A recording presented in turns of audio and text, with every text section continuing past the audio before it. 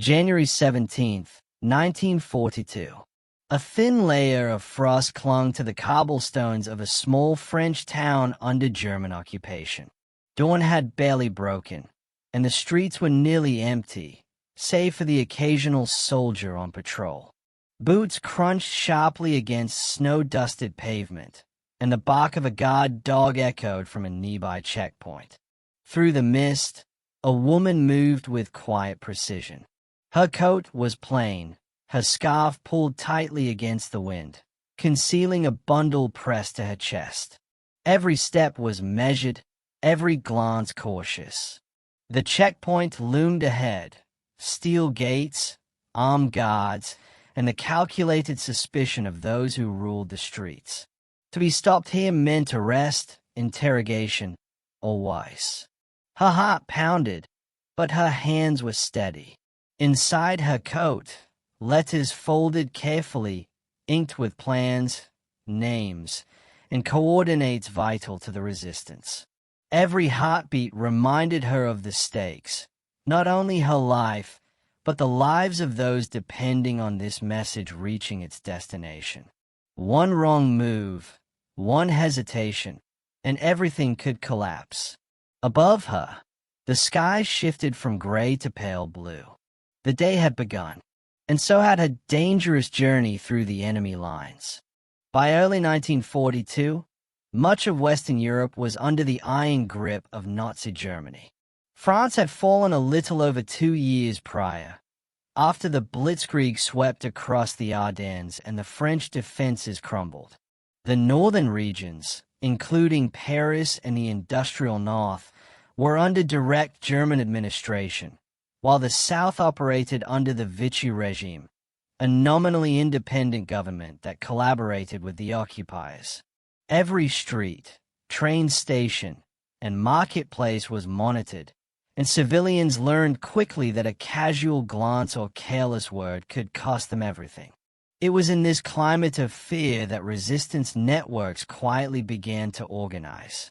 France alone had dozens of clandestine groups, each with a specific mission: gathering intelligence, sabotaging enemy operations, transporting supplies, and, crucially, moving messages. These messages were the lifeblood of coordinated operations, connecting cells separated by miles of occupied territory. Information about troop movements, supply schedules, and strategic plans had to cross the front lines without interception. Any lapse in security could lead to mass arrests or executions. Couriers, often young men and women, became the invisible arteries of these networks. Many were recruited for their local knowledge, speed, or courage. Some were former students, others housewives, clerks, or factory workers. The work demanded a combination of nerves, ingenuity, and adaptability. Each mission carried the same unspoken rule: the message must reach its destination, no matter the personal risk. Our subject, a woman in her early 20s, had grown up in a small provincial town that would later fall under occupation.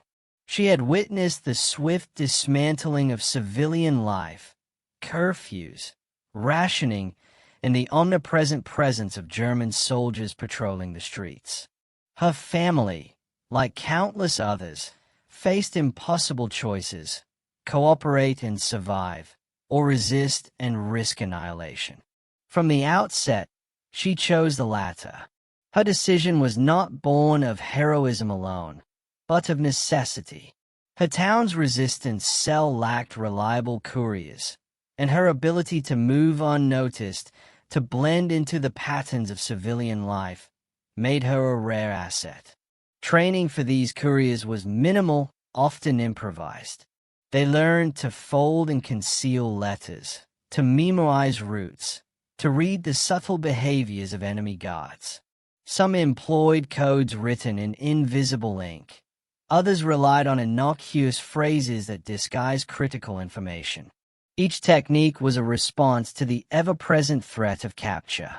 Intelligence reports from the period indicate that German checkpoints were thorough, and soldiers were trained to recognize novice behavior, irregular packages, and even the faintest discrepancy in a civilian story. The stakes were constant. Capture could mean immediate execution, imprisonment in harsh conditions, or deportation to concentration camps. Resistance leaders operated in a world where betrayal lurked in every corner. Neighbors, collaborators, or even informants planted by the Gestapo. Trust was a commodity as rare as food, and couriers carried it invisibly on their bodies. Despite the danger, the networks functioned with remarkable resilience. Couriers would traverse towns and countryside, sometimes traveling dozens of kilometers on foot or by bicycle. They passed through checkpoints, trains, and bridges, moving under the noses of soldiers trained to detect even the smallest anomaly. Each mission required meticulous timing. Guards changed shifts, patrol routes varied, and the timing of civilian traffic could conceal or betray a courier's passage. Her role, though ostensibly minor, a single woman carrying folded papers, was a linchpin in a larger machine. These messages could alter operational plans, save lives, or prevent disastrous attacks. In one documented instance from early 1942, a courier successfully delivered intelligence about German troop movements near a critical railway junction, allowing a resistance sabotage team to destroy key supplies and disrupt enemy operations. Every successful mission reinforced the network, while failures could unravel it entirely. This backdrop of occupation, risk, and resistance sets the stage for understanding not only her bravery but the complexity of the world in which she operated. It was a world where courage was measured in steps taken through frost-covered streets, in letters folded beneath coats, and in the silence maintained under the watchful eyes of an enemy that would not hesitate to destroy those who defied it. The stakes were clear. The environment was hostile. And in this unforgiving landscape, every mission had the potential to alter the course of lives, both civilian and military alike. By 1942, German checkpoints had become a pervasive and fearsome presence throughout occupied towns and rural routes. These were not casual inspections. Soldiers meticulously scanned every passerby, checking papers, questioning origins, and scrutinizing every package. Dogs were trained to detect hidden items. Uniformed officers memorized local faces and habits. Even a small gesture, hesitation, fidgeting, or a diverted gaze could arouse suspicion.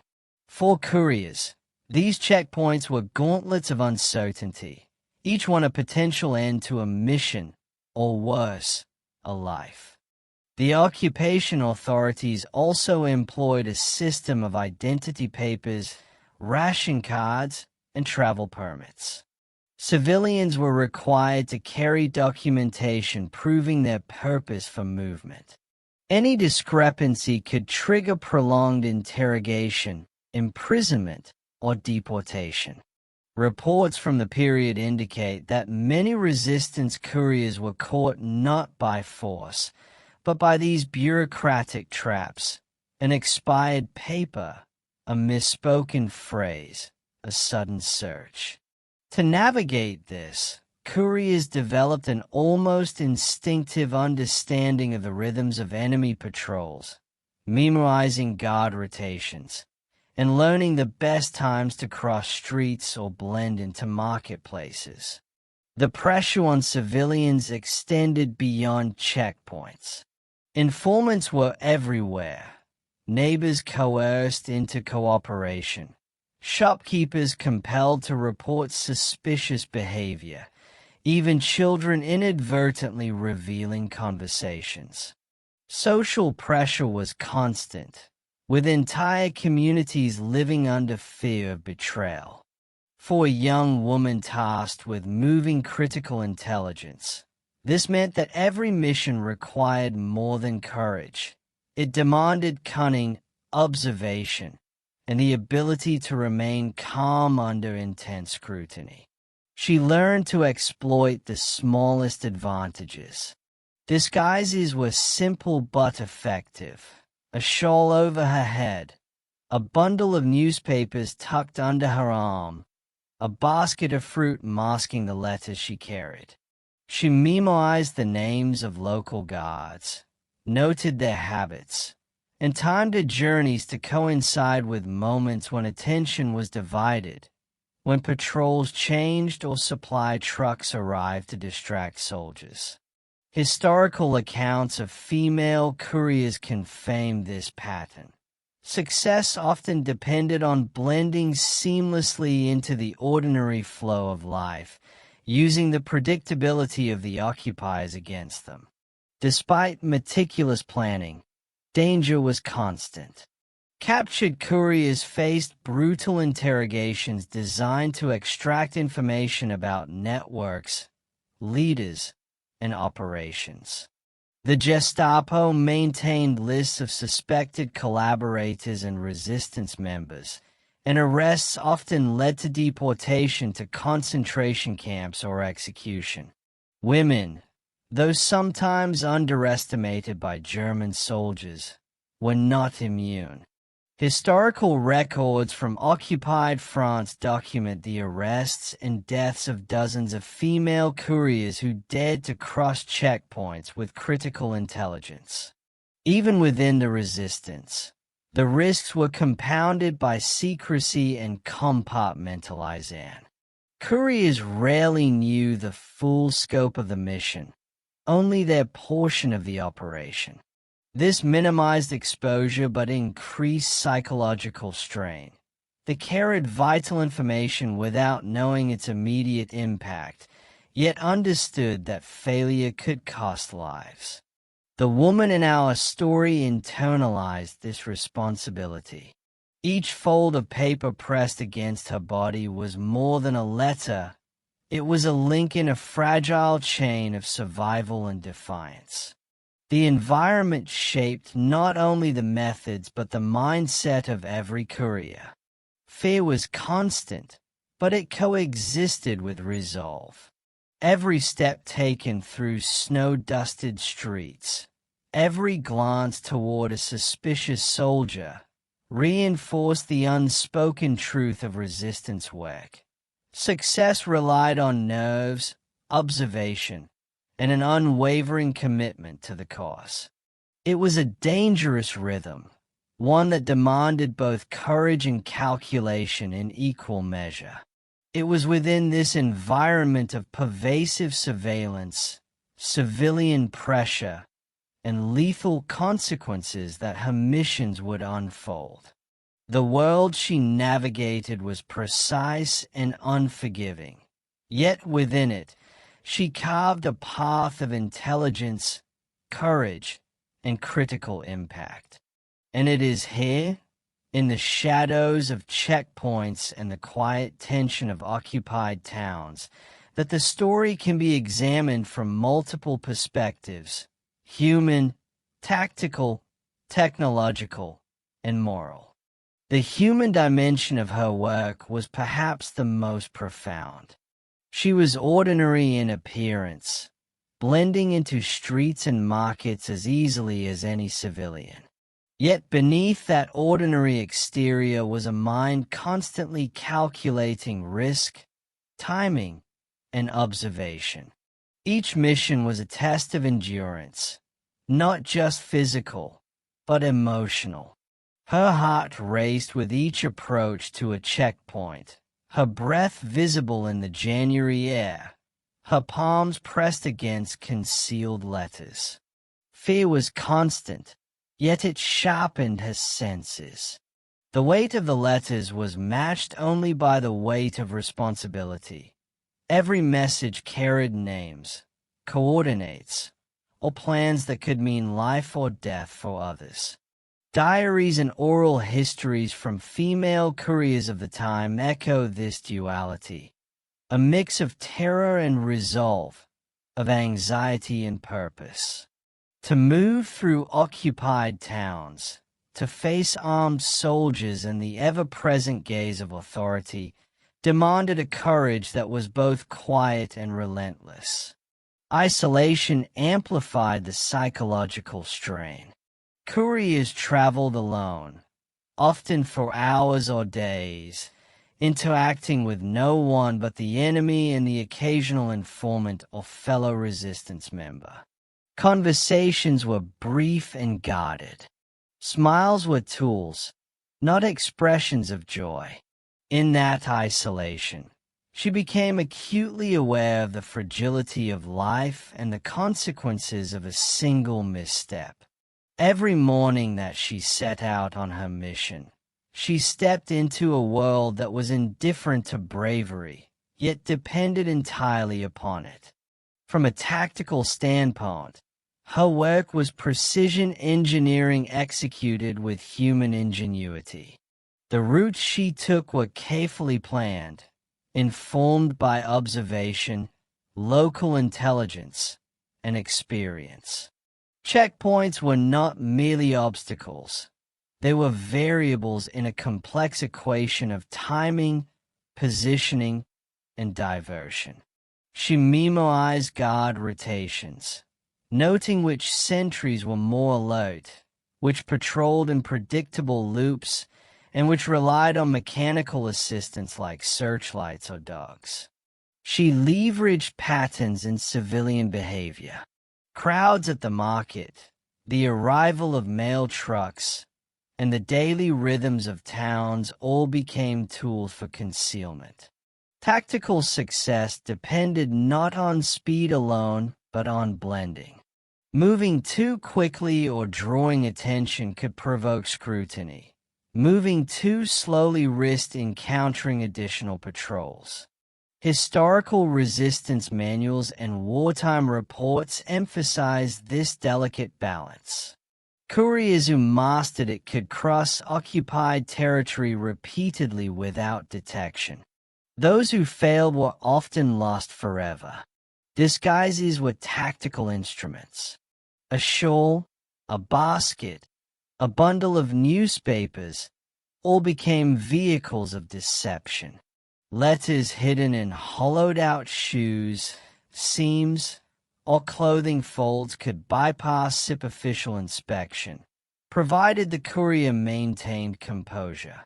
Tactical acumen extended to contingency planning, alternate routes, safe houses, and prearranged signals ensured that if one path failed, another could be attempted.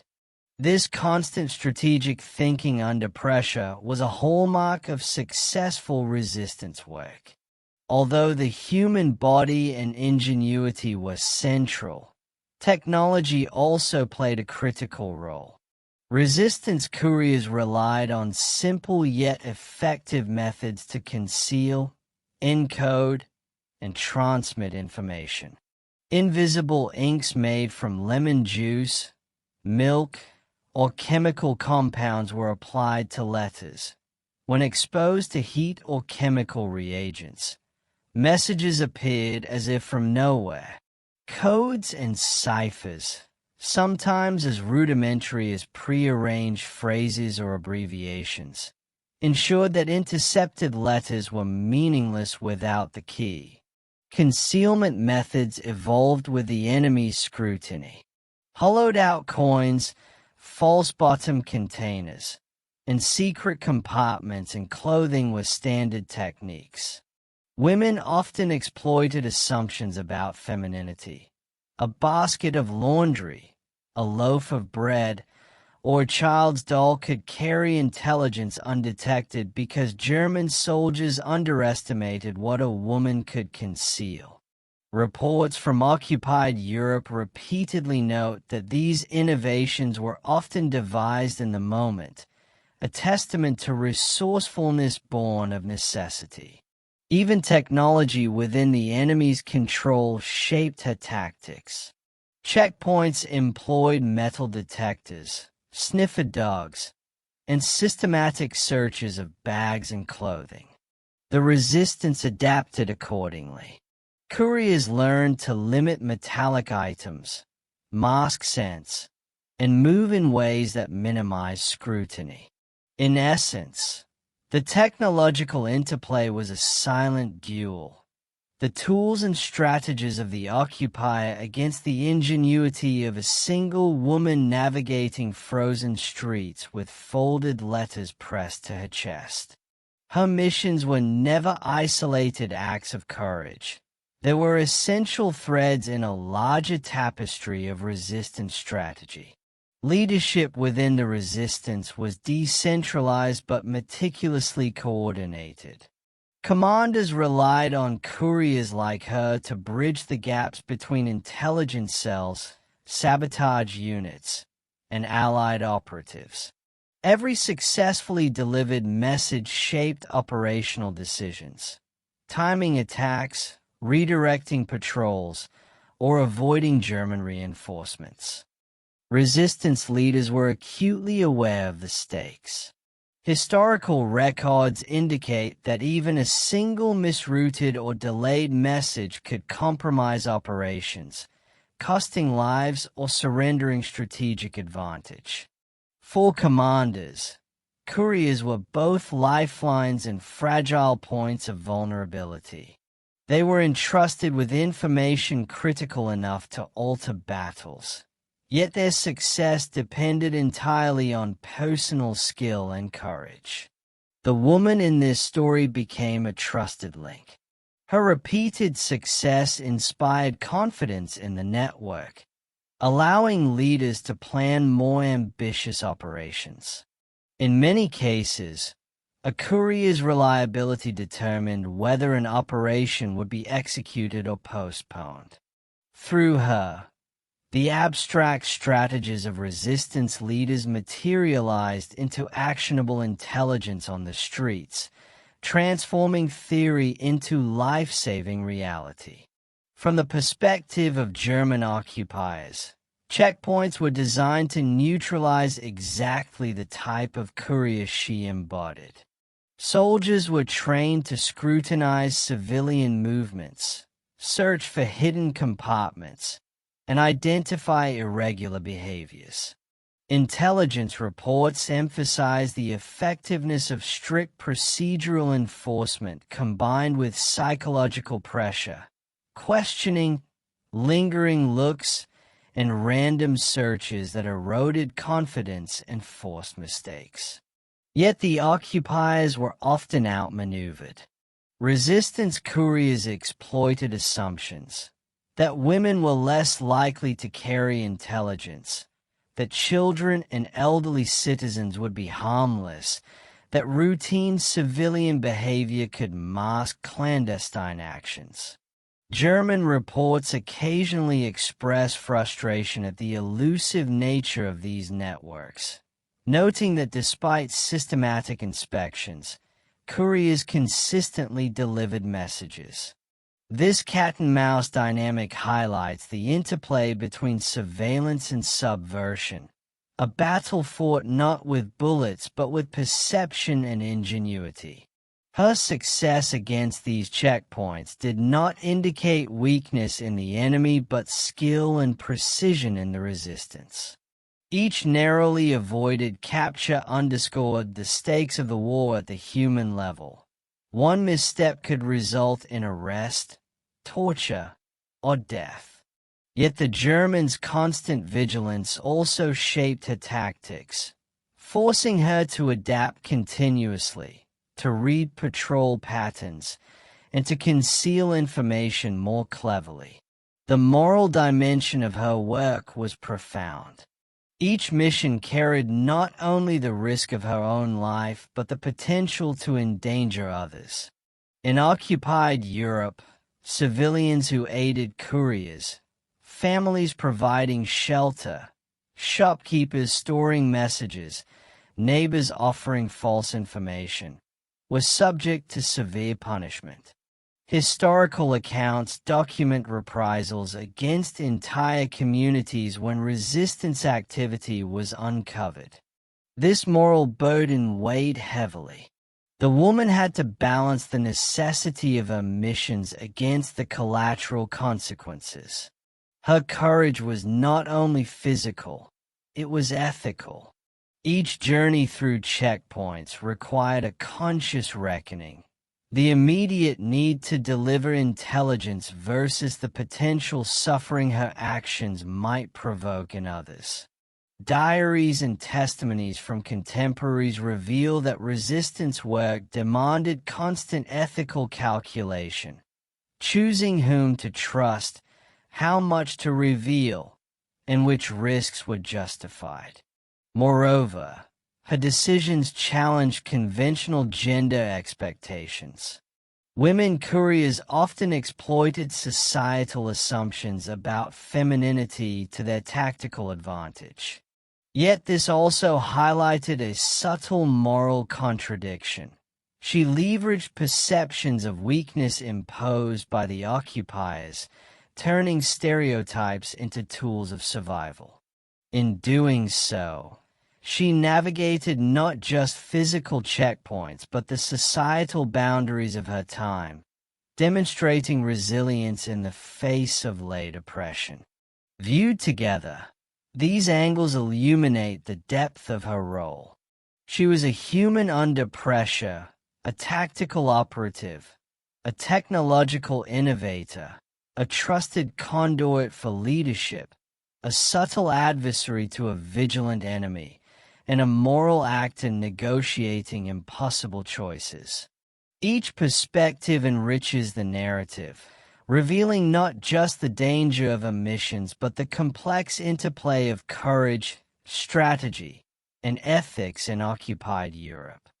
It was February 12, 1942. Dawn had not yet broken over the outskirts of a small northern French village. A soft layer of snow muted every sound, turning the streets into a deceptive silence. She stepped lightly over the frozen cobblestones, a bundle of folded papers pressed under her coat, each one inked with intelligence crucial to a resistance operation plan for the following week. The checkpoint ahead was heavily fortified. 2 German soldiers, rifles slung across their shoulders, inspected every passerby with meticulous attention. A barking dog patrolled the perimeter, sniffing the air for irregularities. From the shadows, she watched, timing their movements. Her breath formed clouds in the morning air, each exhale a potential signal to the enemy. Every detail mattered: the rhythm of boots on stone, the tilt of a soldier's head, the flash of metal under the rising sun. Her first test came as she approached the line of civilians waiting for inspection. Soldiers asked questions, demanded identification, scrutinized packages. A man in front of her fumbled with his papers, drawing the attention of the nearest guard. Her heart raced, but she kept her posture relaxed, her gaze neutral. Timing was everything. The distraction worked.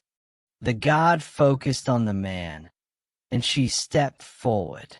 Inside her coat, the letters were carefully folded, sealed with wax, and marked with codes only decipherable by the intended recipients. One misfolded paper, one crease out of place, could betray her. Her fingers brushed the edges of the envelope, checking its alignment, reassuring herself of its concealment. Every courier trained for this sensation, a simultaneous awareness of object and environment, a balance between calm and heightened alertness. The soldiers at the checkpoint were methodical. One reached for her papers. She handed them over without hesitation, though inside her stomach churned with fear. The documents were examined, scanned, and returned. Nothing seemed amiss. Yet a second soldier paused, looking beyond her shoulder at a nearby cat. Was he distracted, or did he suspect something? She held her breath, keeping her movements natural, her face calm. The moment stretched into eternity.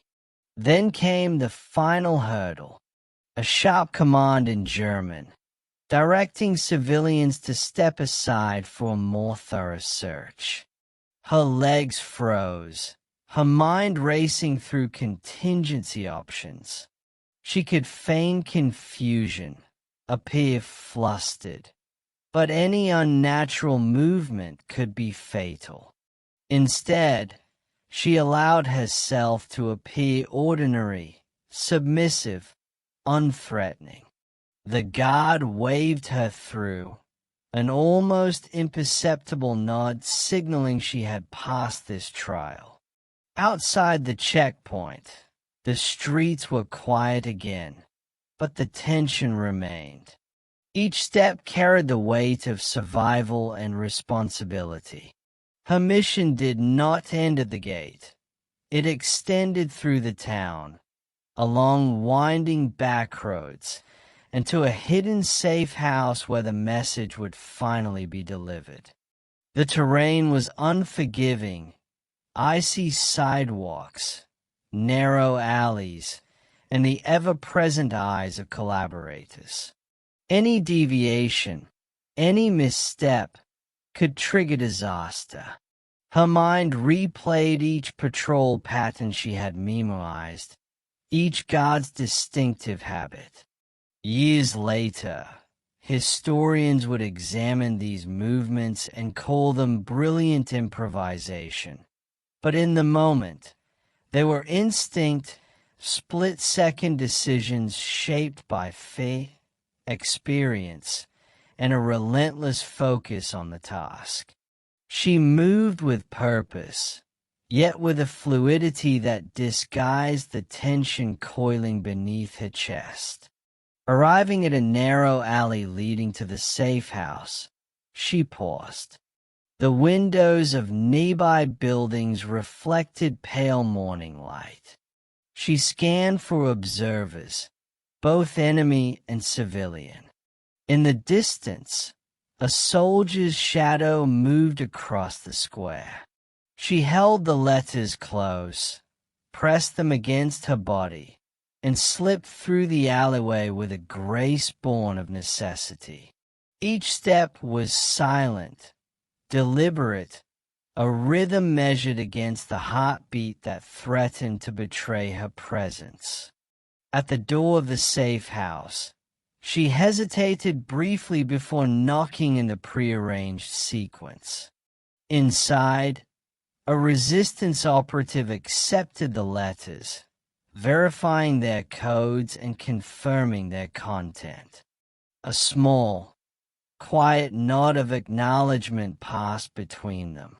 The mission, at least this stage, was successful, yet the danger was far from over. For her, every successful delivery only meant another mission, another gauntlet of checkpoints, patrols, and risk. This moment, frozen in time, encapsulates the essence of her work. Courage under scrutiny, precision under pressure, and the relentless tension of life on the edge of detection. Each checkpoint survived was more than a passage. It was a victory against an oppressive system that sought to monitor, control, and destroy. Yet the stakes remained unbearably high. The enemy was adaptive, the environment unpredictable, and one small mistake could reverse every success. And as she stepped back into the icy streets, readying herself for the next leg of a journey, the narrative of courage, strategy, and danger reached a point of almost unbearable intensity. Setting the stage for the conclusion of this mission, where the culmination of her skills, fears, and determination would decide the ultimate outcome. The streets beyond the safe house were deceptively calm, but she knew better. German patrols could appear without warning. Informants could be lurking in shadowed doorways, and even ordinary citizens might inadvertently expose her movements. Her pulse was steady, but every sense remained alert. The mission was far from over. The final stretch, the return to her own district, carried the highest risk. As she rounded a corner, a sentry stepped into her path. A young soldier, barely older than her, rifle in hand, eyes scanning the sidewalk. She slowed her pace, a casual shuffle that masked the coil of fear tightening in her chest. He glanced at her, then at the bundle she carried, but his gaze lingered only briefly. Years later, intelligence reports would note that most female couriers survived not through invisibility, but through a careful balance of confidence and ordinariness, appearing harmless while carrying lethal intelligence. She pressed onward, weaving through narrow alleys and snow-laden side streets. A barking dog erupted somewhere behind her. Instinctively, she ducked behind a low wall, holding her breath as the animal sniffed the air. Patrol footsteps echoed off the walls. For a moment, the world narrowed to three things: the letters, her body, and the next movement. One miscalculation could lead to capture or worse. Then, at the bridge spanning a frozen canal, a checkpoint loomed like a shadow of inevitability. Soldiers scrutinized every pedestrian. The icy ground reflected the winter sun, creating glare that masked or exposed, depending on how one moved. She approached, timing her step with the pause of a passing cart, using the mundane rhythm of civilian life as a shield. A soldier called out, demanding papers. Her hands were steady as she presented them, her voice calm, conversational, unremarkable. The soldier's eyes flicked to the bundle beneath her coat. Suspicion lingered for a heartbeat. She met his gaze evenly, allowing no trace of anxiety. Then, as if satisfied with her composure, he waved her through. Relief surged, but she did not pause to feel it. There was no room for celebration, only continuous vigilance. She moved on, melting into the crowd at the square's edge, every nerve alive, every shadow a potential threat. Minutes later, she reached a secluded lane leading toward a safe house in her own district. She could finally deliver a report to her local resistance cell, confirming that the messages had passed through the gauntlet intact. Inside, the operator carefully verified each letter. The codes matched. The information was complete. A nod of approval passed between them, and a whispered exhale of relief filled the room. The mission was a success, but the tension of the day left its mark. Her hands shook slightly, her cheeks flushed with cold and adrenaline. She had faced heavily armed guards, dogs trained to detect contraband, and the watchful eyes of an occupying force determined to crush any resistance. And yet, she had prevailed. Each checkpoint had been a crucible, each interaction a test of nerves and skill, and she had passed all. The significance of her success extended far beyond the immediate moment. The intelligence she delivered enabled the resistance to coordinate sabotage operations, anticipate German movements, and protect civilians in vulnerable areas. Had the letters been intercepted, entire plans might have unraveled, and lives could have been lost. Her actions exemplified the quiet heroism that rarely appeared in history books, but shaped the war's outcomes in profound ways. As night fell, the frost on the streets glinting under lamplight, she rested briefly, reflecting on the precarious balance between bravery and survival. Her journey demonstrated the full convergence of the factors that had carried her this far: human endurance, tactical skill, technological ingenuity, leadership coordination, enemy vigilance, and the moral fortitude to act despite impossible stakes. This decisive mission marked a turning point not only in that day's operations but also in the local resistance network. Leaders now had confidence in their ability to transmit sensitive information across enemy lines. Soldiers, however vigilant, had been outmaneuvered, and she, an ordinary woman in appearance but extraordinary in execution, had proven that the human element, courage, intelligence, and composure, remained as decisive as any weapon or patrol. Yet even in victory, the consequences of exposure were never far from mind. Every courier carried the invisible weight of potential reprisal. Families could be punished, collaborators emboldened, and operations compromised. Success did not eliminate danger. It merely postponed it, demanding continuous vigilance and courage for missions yet to come. The delivery of her letters rippled far beyond the narrow streets she had traversed that morning. Resistance leaders, armed with the intelligence she had ferried through the gauntlet of checkpoints, were able to recalibrate operations with a precision that had previously been impossible. One intercepted report, had it fallen into enemy hands, could have revealed sabotage plans at a railway junction crucial for German supply lines.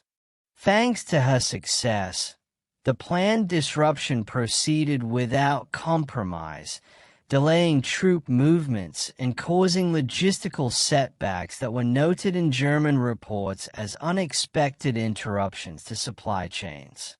Her actions also had a psychological impact on both sides of the conflict.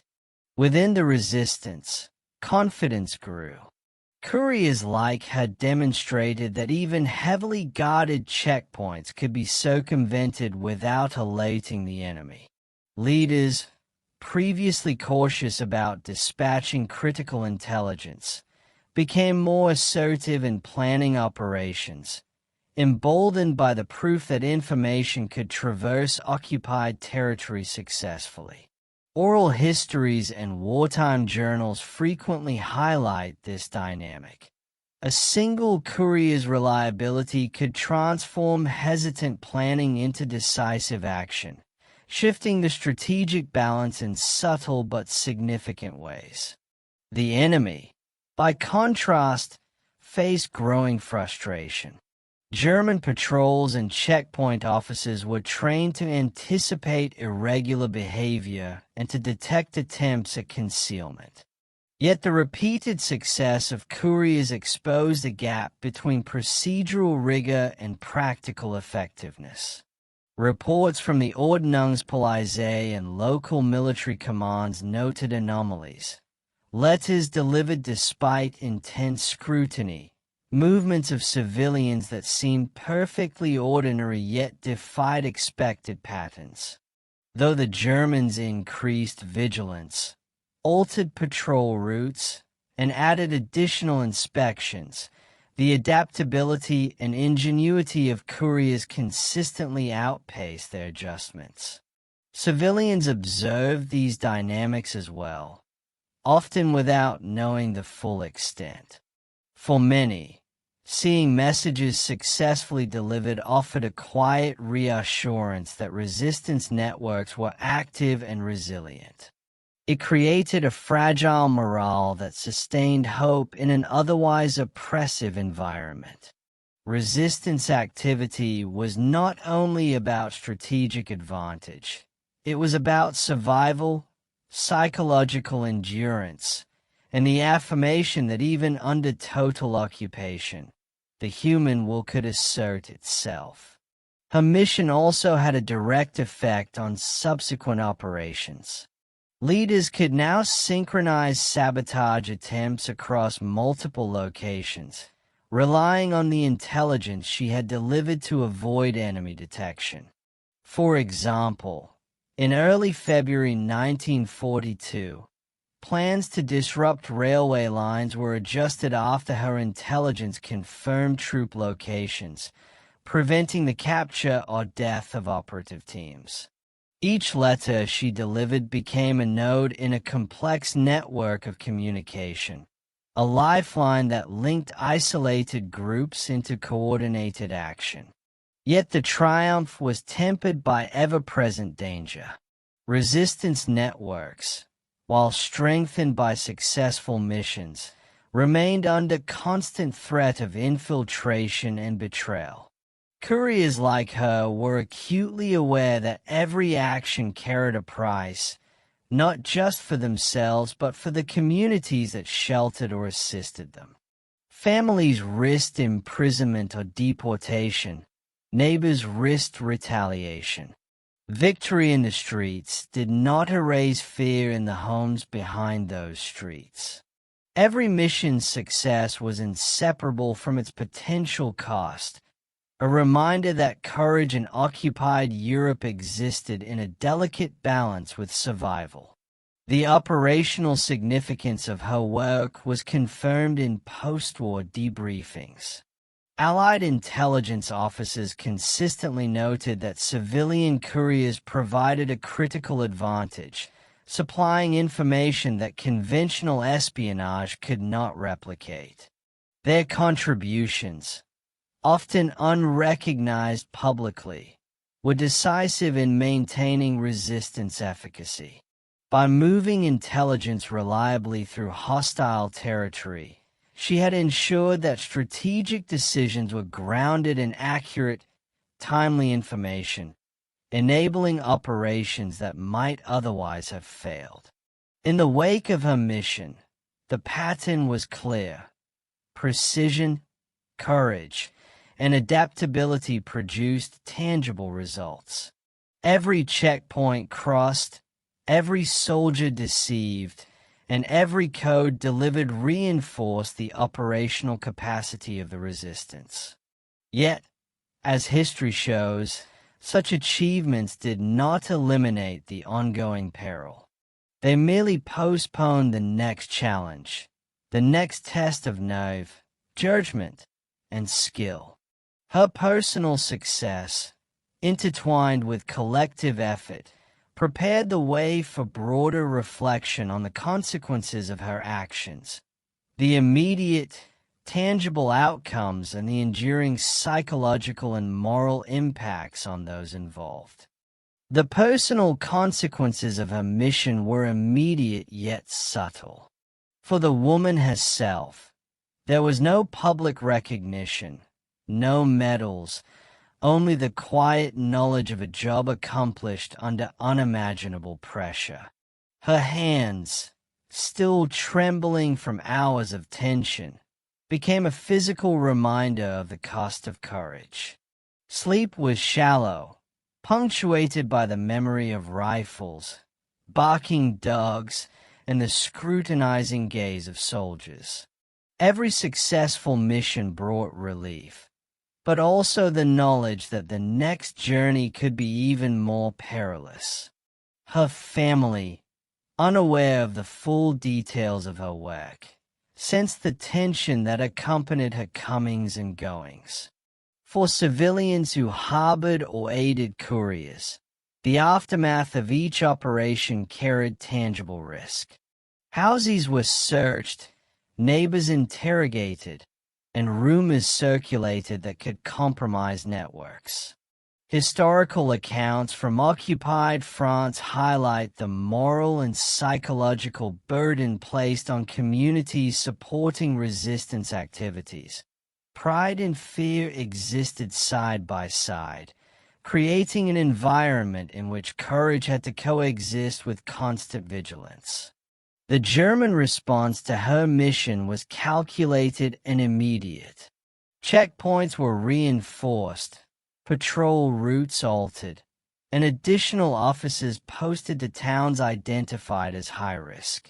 Intelligence reports express frustration at the elusive nature of couriers, noting that despite increased surveillance, messages continued to reach resistance leaders. In some towns, suspected networks were subjected to harsh reprisals, including arrests and confiscation of property. Yet these measures often came too late. The intelligence she delivered had already enabled strategic operations, leaving the occupiers perpetually a step behind. Morale within the resistance surged. Successes such as hers validated the methods, reinforced trust in individual couriers, and inspired others to volunteer for similarly dangerous roles. The psychological impact cannot be overstated. In a climate of occupation, where fear was constant and visibility limited, proof of effective action fueled collective resilience. Oral histories from resistance members described this effect vividly. Seeing a mission succeed instilled confidence in operational planning and belief in the broader cause. The operational consequences extended beyond local networks. Intelligence she delivered informed decisions at higher levels, allowing regional resistance leaders to coordinate attacks, avoid German reinforcements, and protect vulnerable civilian populations. Allied debriefings after the war confirmed that such courier missions were instrumental in maintaining the flow of actionable intelligence, bridging gaps that formal communication lines could not traverse. Without the reliability of couriers like her, entire campaigns could have been delayed or compromised. Yet even as the immediate effects were felt, the moral and emotional weight lingered.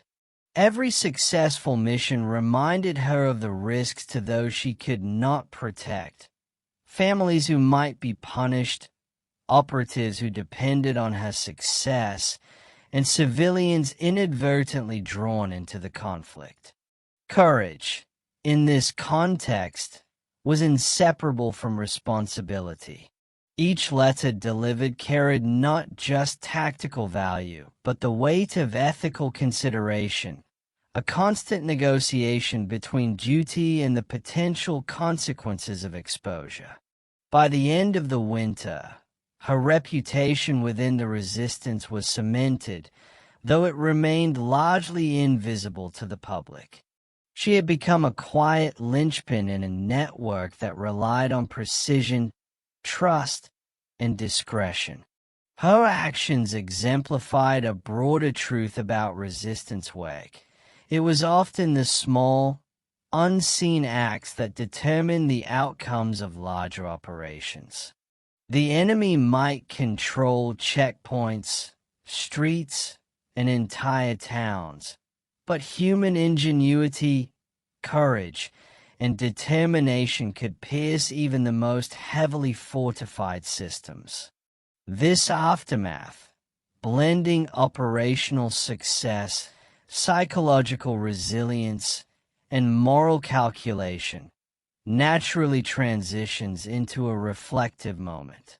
It allows for a calm, philosophical consideration of what her missions meant for history, for the human spirit, and for the ways ordinary individuals shaped extraordinary outcomes in wartime. In the quiet aftermath of war, the story of one woman carrying folded letters through frozen streets might seem small, almost invisible. Yet her courage embodies the essential truth of resistance, that ordinary individuals, when faced with extraordinary circumstances, can shape the course of events in ways that no army or machine can fully predict. Every step she took, every heartbeat under scrutiny, was a testament to the human capacity for resilience and ingenuity. Her missions remind us that warfare is not defined solely by tanks, rifles, or aerial bombardments. It is also defined by the silent, precise acts that enable strategy to succeed, the intelligence delivered, the plans preserved, the lives protected. In her hands, folded papers became instruments of defiance, symbols of agency in a world that sought to strip civilians of both voice and freedom. The success of a single courier could ripple outward, influencing operations, morale, and even the psychology of occupiers who underestimated her entirely. There is a quiet heroism in such acts, a tension between visibility and invisibility. She operated in shadows, yet her impact was luminous. Her story underscores the intertwined nature of courage and responsibility, of fear and moral resolve. Each mission demanded not just skill but ethical awareness, a recognition that even the smallest action carried consequences far beyond herself. Ultimately, her journey offers a broader reflection on humanity in wartime.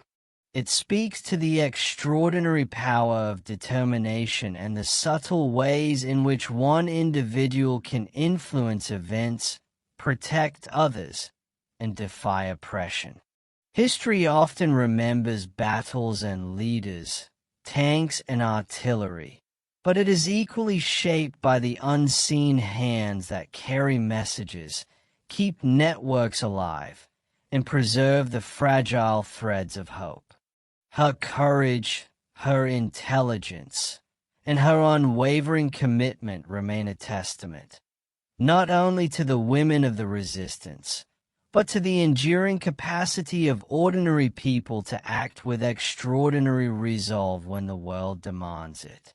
In every silent step through snow-laden streets, she demonstrated that even in the darkest hours, the human spirit can carry the weight of freedom itself.